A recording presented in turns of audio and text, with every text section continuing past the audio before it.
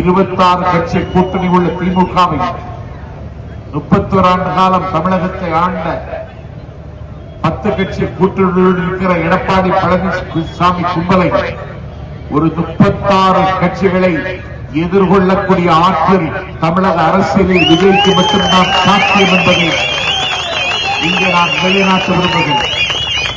அவர்கள்தான் பலர் உங்களுக்கு யாரும் கூட்டணியிலேயே என்று என் தம்பிமார்கள் கவலைப்பட வேண்டாம். சிட்டுக்குருவிகள் வல்லூர்களை வெல்லும், வெட்டுக்கிளிகள் யானைகளை வீழ்த்தும் என்ற நம்பிக்கையோடு களத்தில் செல்லுங்கள்.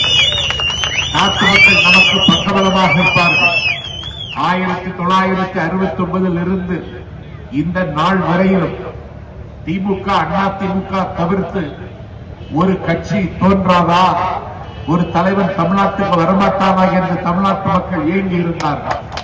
வானம் இருந்ததடா, வல்லிரட்டு சூழ்ந்ததடா, மான தமிழரிடம் வங்கி கருத்ததடா, ஈனம் மிகுந்ததடா, சேனை அமைத்த இனம் செங்கோல் இழந்ததடா, தமிழன் தரம் தாழ்ந்து போனான். ஆகவே இந்த தமிழ்நாட்டை தமிழரை காப்பாற்ற ஒரு புதிய தலைவர் புறப்பட்டு வரமாட்டானா என்று தமிழ்நாட்டு மக்கள் தவமாய் தவம் இருந்த பொழுது இதோ நான் வர்றேன் என்று சொல்லி எங்கள் தலைவர் விஜய் வந்தார்.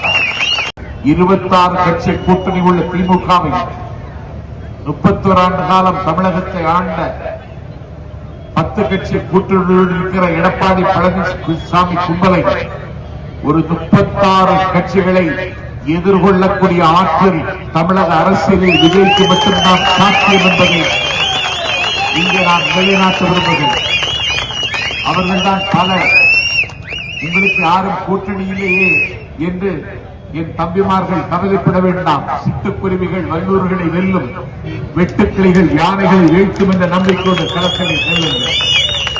நாட்டு மக்கள் நமக்கு பக்கபலமாக இருப்பார்கள்.